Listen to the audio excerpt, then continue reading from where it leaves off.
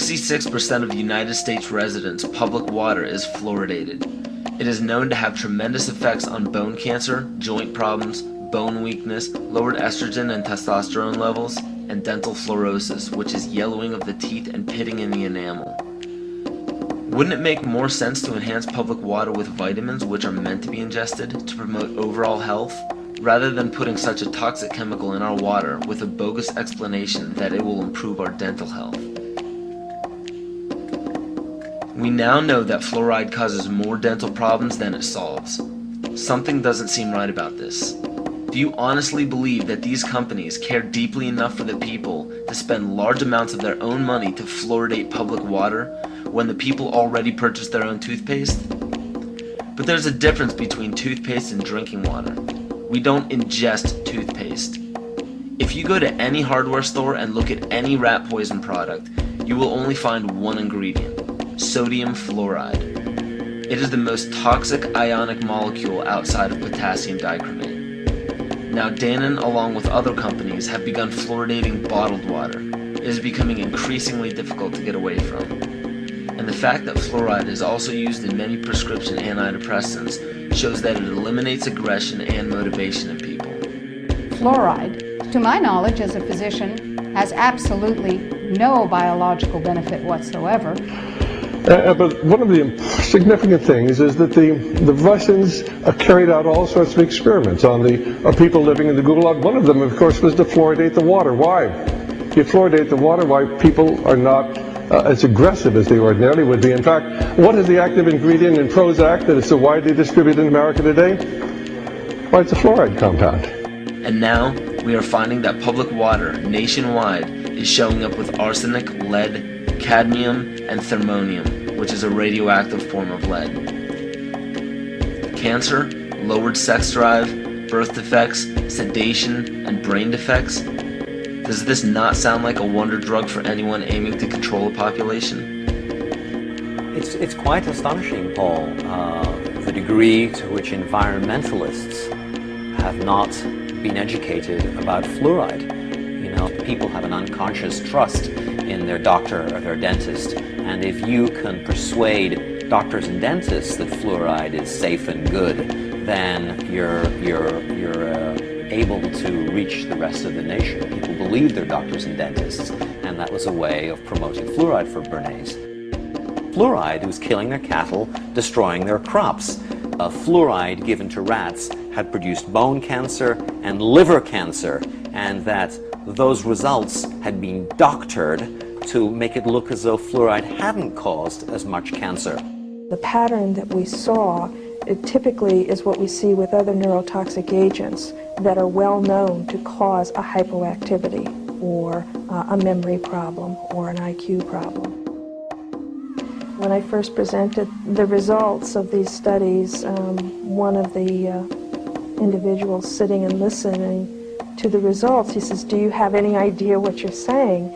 And he says, "You're telling us that we're reducing the IQ of children." And basically I said, yes.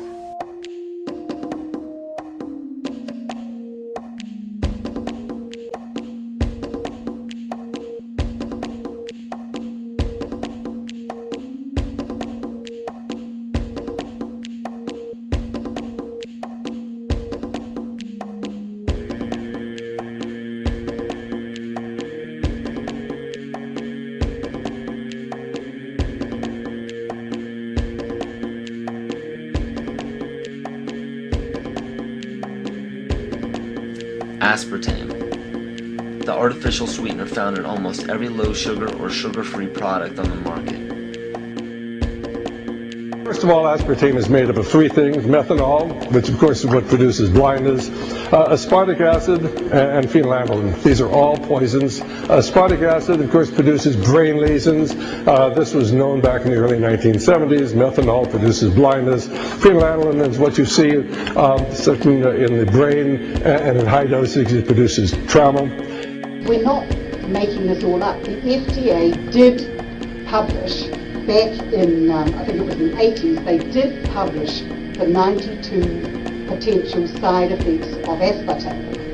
And they do, these side effects are quite are extremely serious. Things like dizziness, problems with balance, abdominal pain and cramps, changes in vision, seizures and convulsions, etc., etc. Yet despite all of these harmful effects, Donald Rumsfeld pushed it out into the stores in over 5,000 products when he was CEO of Searly, the company that manufactured aspartame.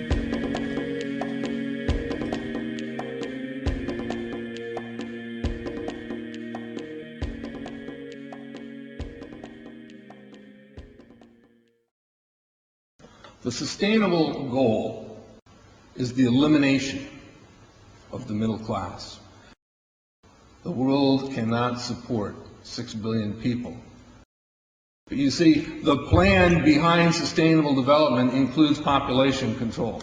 It's a program for land use control, education control, and population control. The leaders of the sustainable movement say that the world's human population should not exceed 500 million people. That's a 93% reduction of today's population levels.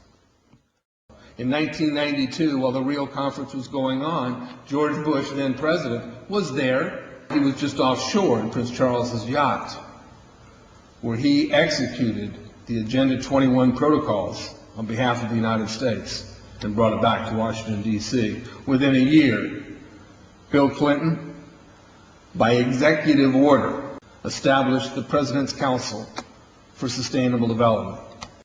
In 1996, Bill Clinton set up the President's Council on Sustainable Development. One of the dictates of Agenda 21 is that every country in the world is to set up a national council to oversee the implementation of Agenda 21. I've listened to Gorbachev explain, we are writing a new set of 10 or 15 commandments to replace the original 10. Which one of the 10 do you think these guys don't like? Thou shalt not lie, thou shalt not steal, thou shalt not covet. Because I'll tell you what, these people have lied to us. They're in the process of stealing all of this nation's natural resources, and they covet everything you have left.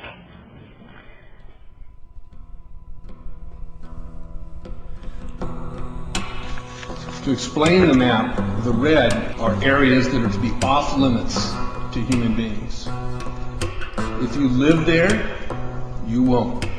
The yellow areas are the areas for major control of all human activity. If you live there, you won't. The black dots are the smart growth zones. That's where human beings are to be stacked and packed in small living units along rail tracks. The Smart Growth Program ultimately has jobs assigned and children cared for by the state.